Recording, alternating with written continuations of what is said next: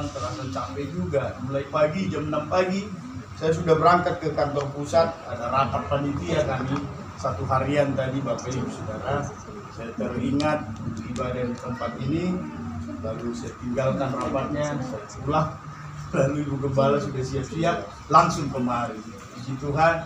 Lalu besok ada pelayanan juga di Kampung Juhar, ada baptisan air dan perkumpulan, dan begitulah selanjutnya pelayanan-pelayanan. Puji Tuhan, kiranya kami juga hamba-hamba Tuhan diberikan kesehatan oleh Tuhan supaya tetap kuat melayani Tuhan. Amin. Haleluya. Mari kita sama-sama lihat Alkitab kita dalam Ayub pasal yang kelima ayat yang ke-17.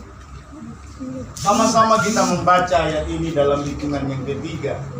Ayub 5 ayat yang ke-17. 1, 2, 3, ya. Sesungguhnya berbahagialah manusia yang ditegur Allah, sebab itu janganlah engkau menolak didikan yang Maha Kuasa. Haleluya. Haleluya. Nah, perikopnya Bapak Ibu Saudara di pasal yang keempat disampaikan di sana percakapan Ayub dengan sahabat-sahabatnya. Apa yang dipercakapkan oleh Ayub bersama dengan sahabat-sahabatnya, Bapak Ibu bisa membaca mulai dari pasal yang keempat sampai dengan pasal yang kelima. Ketika Ayub mengalami masalah pergumulan yang berat, ketika dia jatuh miskin, ketika dia mengalami duka cita, ketika dia Bapak Ibu Saudara tidak diperhitungkan lagi dalam keluarga oleh istrinya. Istrinya mengatakan, kutukilah Tuhan Allahmu dan matilah. Dan terjadi tiba-tiba entah kenapa Bapak Ibu dia mengalami sakit penyakit. Lalu Bapak Ibu Saudara dia tidak tinggal bersama dengan keluarganya, tetapi dia tinggal di satu tempat di mana orang-orang tidak ada untuk bisa melihat. Oleh karena penyakit borok yang dialami yang sangat bau. Firman Tuhan berkata, Bapak Ibu, pecahan kaca lah yang bisa menggarut supaya apa? Supaya dia bisa merasa lega dari gatal-gatal yang dialami. Tetapi Bapak Ibu bisa bayangkan ketika digarut, Bapak Ibu Saudaraku yang dikasih oleh Tuhan, muncullah bau yang begitu luar biasa sehingga dia harus diasingkan di tempat yang lain. Gak usah dibayangkan yang bau itu. Kalau orang gadis begini tadi membayangkan. Namun Bapak Ibu Saudaraku, oleh karena rasa iba sahabat-sahabatnya Elipas dan yang lain-lain, maka firman Tuhan berkata, berangkatlah sahabat-sahabatnya bertemu dengan Ayub. Apa yang mereka sampaikan Bapak Ibu Saudaraku yang dikasih oleh Tuhan? Di ayat yang ke-17, salah satu sahabatnya berkata begini, sesungguhnya, sama-sama kita baca, 1, 2, 3 ya. Sesungguhnya berbahagialah manusia yang ditegur Allah, sebab itu janganlah engkau menolak didikan yang Maha Kuasa. Saya mau tanya kepada kita semua, ayat ini benar nggak perkataannya? Hah? Bapak Ibu bisa nggak menerima ayat ini?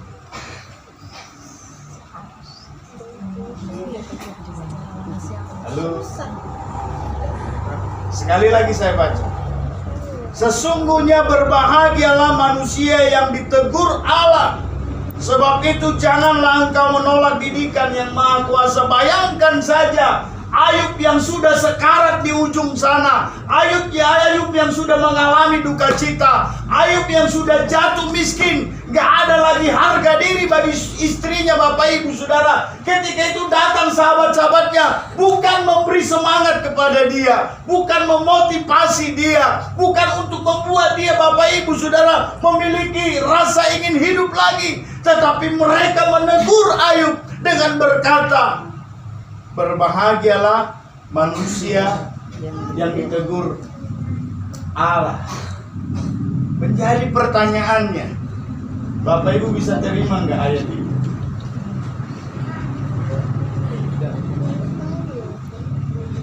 Bapak Semat Umam bilang enggak. Bapak Ibu bisa nggak menerima? Bisa. Ayat ini. Berbahagialah manusia yang ditegur oleh Allah, Sebab itu janganlah engkau menolak didikan yang maha kuasa. Ada ayat yang lain Bapak Ibu Saudaraku, dia berkata begini, berbahagialah orang yang dihajar oleh Allah, karena engkau disebut anak Allah. Kan begitu.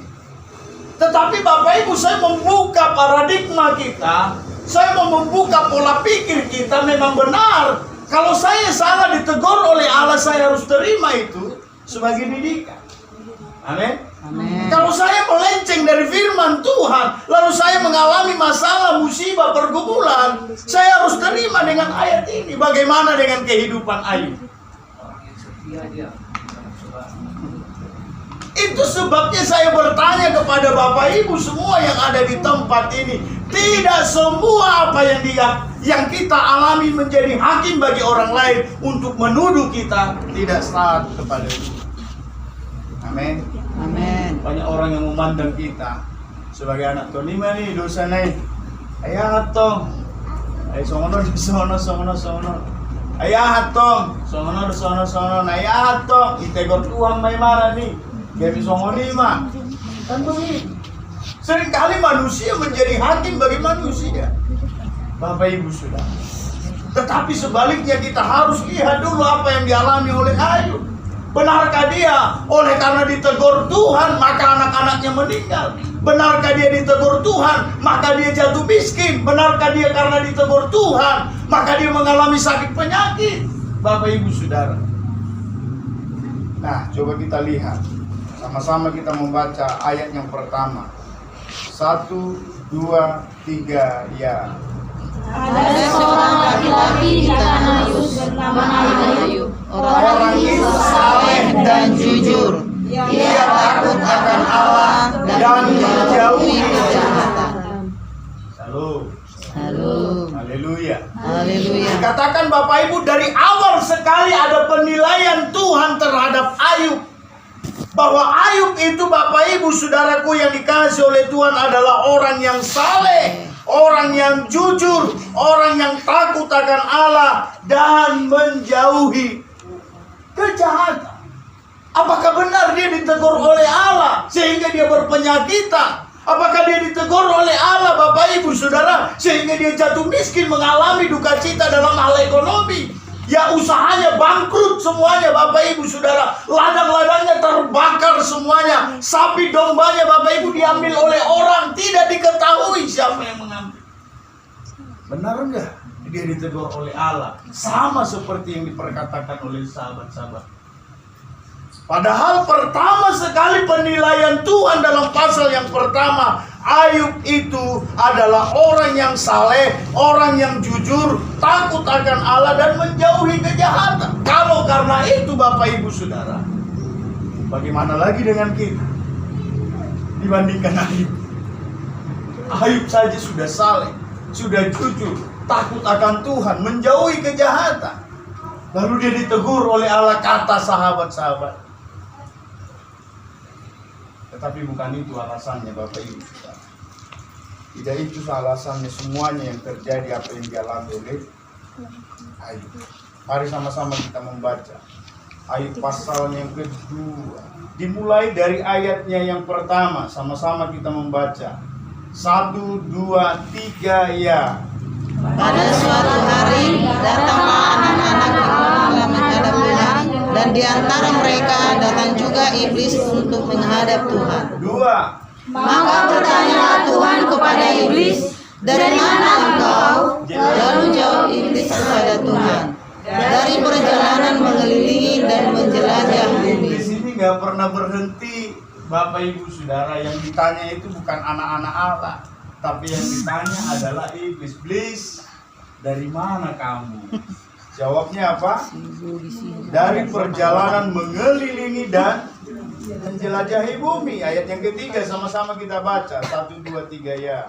Firman Tuhan kepada iblis, apakah engkau memperhatikan bapa Ayub? Sebab tiada seorang pun di bumi seperti dia, yang demikian saleh dan jujur, yang takut akan Allah dan menjauhi kejahatan. Enggak sekali Bapak Ibu Saudara, Tuhan Tuhan memuji-muji Ayub. Dalam pandangan Tuhan, dia terus berkata kepada iblis, engkau perhatikan gak hambaku Ayub? Dia itu orang saleh, dia itu orang jujur, dia itu takut akan Tuhan, dia menjauhi kejahatan. Terus baca 1, 2, 3 ya. Dia tetap teguh dalam kesalehannya, meskipun engkau telah membujuk aku melawan dia untuk mencelakakannya tanpa alasan. Sudah jelas jawabannya. Sahabat-sahabatnya hanya bisa menghakimi Ayub. Dia berkata, engkau ditegur oleh Allah supaya engkau dididik lebih baik lagi mencintai Tuhan. Tetapi enggak, kata Tuhan, karena aku mencelakakan dia tanpa alasan. Haleluya. Haleluya. Haleluya. Haleluya. Jadi itu sebabnya anak-anak Tuhan di tempat ini, di Simon Petrus ini, ketika engkau sudah hidup melayani Tuhan, engkau mengalami kegagalan dalam usaha, mengalami kegagalan dalam setiap hal, Bapak Ibu Saudaraku, mengalami ekonomi yang lemah, anak-anakku tidak sesuai dengan apa yang engkau harapkan, engkau bukan sedang ditegur oleh Allah, tapi sedang diuji oleh Tuhan tanpa alasan, supaya melihat iman kita semakin setia nggak di hadapan.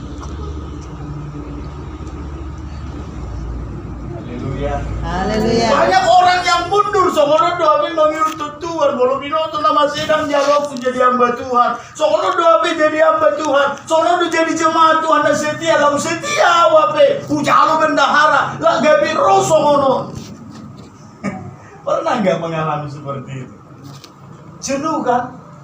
Jenuh kalau kita nggak tahu alasannya apa. Orang bilang ini, semuanya tuh nggak dicelaka geleng muni, ya toh. Kan begitu, sudah datang penyusup. Bapak Ibu Saudara yang dikasih oleh Tuhan, dan itu semua ingin melemahkan iman kita. Tapi Ayub berkata apa? Tuhan yang memberi, Tuhan yang mengambil, terpujilah nama. Amin. Amin. Amin. Amin. Haleluya. Jadi jelas sekali Bapak Ibu Saudaraku yang dikasih oleh Tuhan, firman Tuhan ini berkata bahwa engkau telah membujuk aku melawan dia untuk mencelakakannya tanpa alasan. Jadi nggak ada alasan Tuhan untuk menegur dia karena dia tidak saleh, tidak jujur, melakukan kejahatan ya. Tapi supaya apa? Tuhan lebih tahu dan Tuhan lebih mau lihat kesetiaan Ayub ketika dia ada di bawah. Semakin setia. Puji Tuhan. Haleluya. Puji Tuhan. Haleluya. Dikatakan Ayub, Bapak Ibu Saudaraku yang dikasih oleh Tuhan, ayat yang ke-9. Sama-sama kita membaca. 1, 2, 3 ya. Maka berkatalah istrinya kepadanya, masih bertekunkah engkau dalam kesalehanmu? Kutukilah Allahmu dan matilah. Jadi Bapak Ibu, ini resikonya orang yang setia kepada Tuhan. Ini resiko bagi orang-orang yang taat kepada Tuhan ketika tertimpa masalah, ketika tertimpa pencobaan, ketika tertimpa segala sesuatu ujian dalam hidup kita. Maka orang lain berkata apa? Bapak Ibu Saudara, masihkah kau bertahan dalam kesalehan? Mundurlah. Ngapain lagi ikut Tuhan? Ngapain lagi gereja? Ngapain lagi melayani? Ngapain lagi jadi bendahara? Udahlah. Banyak orang yang bilang seperti itu. Apalagi suami yang tidak setia kepada Tuhan, lihat istri. Orang naik gereja mau, orang naik gereja, boy dorong. Bukan di sini, ada yang cerita sama kami dari gereja lain, dari gereja kita juga, istrinya setia melayani Tuhan. Jadi Bapak Ibu Saudara, suaminya bilang begitu, orang di gereja, orang di gereja, boy dong gereja mengalami mako katanya. Tapi berbeda lagi, paling 2 jam lagi gereja. Ini banyak tantangan Bapak Ibu Saudaraku yang dikasih. Jadi tidak semua melulu karena teguran. Oke lah kalau kita salah di hadapan Tuhan, ya kita harus bisa bilang ampuni aku Tuhan. Amin. Amin. Amin. Amin. Haleluya. Merendahkan hati di hadapan Tuhan, menyerahkan hidup kita kepada Tuhan. Tapi ketika engkau selidiki hidupmu, belum berajinau, berperpuluhan, rajin berkorban, rajin memuji Tuhan, rajin melayani Tuhan. Wah, segala naruh. Ya. Semakin setia lah kita mengikuti. Haleluya. Maka dikatakan terus ayat ini, saudara yang dikasih oleh Tuhan, sama-sama kita membaca 1, 2, 3 ya. Tetapi Ayub kepadanya, engkau berbicara seperti perempuan gila. Apakah kita mau menerima yang baik dari Allah, tetapi tidak mau menerima yang buruk? Dalam kesemuanya itu, Ayub tidak berbuat dosa dengan bibirnya. Jadi bukan melulu panen, melulu diberkati, melulu sehat, melulu baru puji Tuhan, kata pendeta, haleluya. Dia yang paling keras bilang haleluya. Oh, tanda dona panen non, kata pendeta total dia. Haleluya. Wah, dapat sertifikasi dia kan begitu. Ini kalau nggak lagi resesi ekonomi, puji Tuhan, haleluya, puji Tuhan, haleluya, tetap sebagaimana engkau diberkati, demikian juga ketika engkau dipuji. Amin. Amin. Tetap semangat. Puji Tuhan, Haleluya. puji Tuhan, Haleluya. tetap bergairah memuliakan Tuhan. Haleluya. Tidak ada alasan bagi kita untuk mundur dalam iman. Tidak ada alasan bagi kita situasi membuat iman kita berubah-berubah. Enggak, Bapak Ibu Saudara. Tetapi biarlah roh kita tetap menyala-nyala melayani Tuhan.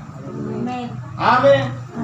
Haleluya. Kondisi apapun itu Bapak Ibu Saudara tidak membatasi hidup kita untuk tetap bersukacita. Kita harus bernyanyi, kemenanganlah, kemenanganlah. Oh, tidak.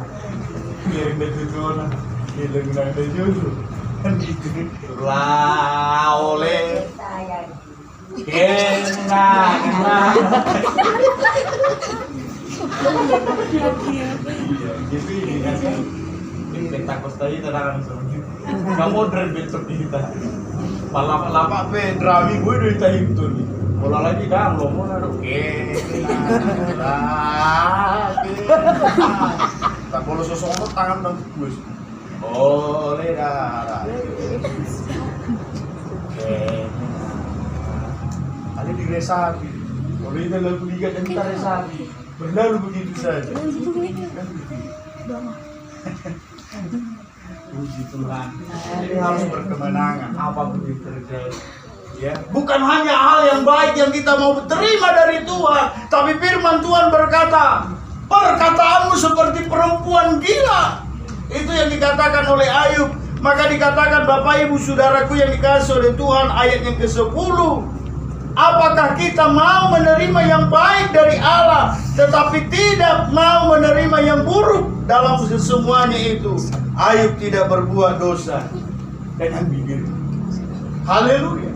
Jadi Tuhan punya waktu tersendiri untuk memulihkan hidup kita. Tuhan punya waktu tersendiri untuk memulihkan nikah rumah tangga kita. Tuhan punya waktu sendiri untuk memulihkan ekonomi kita. Kalau kita menyadari semua ini milik Tuhan dan punya waktunya Tuhan. Amin. Dan kita nggak bisa memaksa dengan keadaan kita, dengan cara kita, dengan kehendak kita, enggak. Tetapi biarlah waktu Tuhan. Sembari kita tetap taat, setia untuk memuliakan nama Tuhan. Haleluya. Haleluya. Haleluya. Ini sikit-sikit ada masalah, saudara mundur. Ini sikit-sikit punya masalah, saudara nggak datang beribadah, enggak. Semakin punya masalah, semakin engkau mendekatkan diri kepada Tuhan. Amen. Semakin engkau punya pergumulan, semakin engkau berlutut kepada Tuhan. Karena Tuhan punya rancangan yang terindah dalam hidup kita. Maka di ayat yang terakhir, Ayub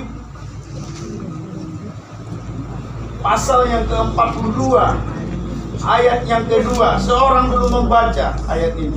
Aku tahu bahwa engkau sanggup melakukan segala sesuatu dan tidak ada rencanamu yang gagal. Dikatakan Bapak Ibu Saudara, aku tahu bahwa engkau sanggup melakukan segala sesuatu dan tidak ada rencanamu yang gagal. Amin. Itu sebabnya ada punya alasan untuk tetap bertahan. Karena apa? Karena Tuhan punya rencana yang terbaik atas hidup. Haleluya. Lalu yang terakhir, kita baca ayat yang ke-10. Sama-sama kita membaca ayat ini. 1, 2, 3 ya. Lalu Tuhan memulihkan keadaan Ayub setelah ia meminta doa untuk sahabat-sahabatnya, dan Tuhan memberikan kepada Ayub 2 kali lipat dari segala kepunyaannya dahulu. Mau dipulihkan oleh Tuhan. Haleluya. Tetap kuat, tetap sabar, tetap semangat, melayani Tuhan, memuliakan Tuhan, memuji Tuhan. Apapun yang terjadi, orang bilang kau ditegur, orang bilang biar maju dosa itu. Tapi Bapak Ibu Saudara, Tuhan mencelakakan Ayub tanpa alasan. Supaya apa? Tuhan lebih tahu apa yang ada di hati Ayub. Apakah dia semakin setia melayani? Puji Tuhan. Sama-sama kita datang kepada Tuhan Bapak Ibu Saudara. Haleluya. Terima kasih Tuhan. Terima kasih Bapa. Haleluya.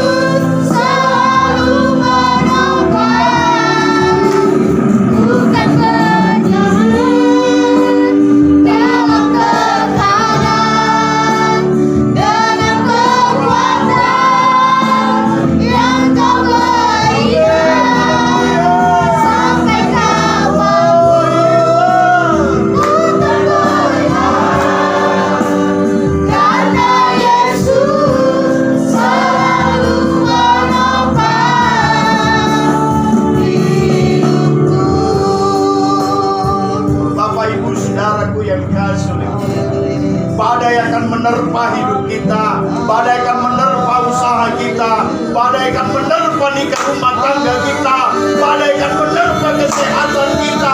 Mampu gak kita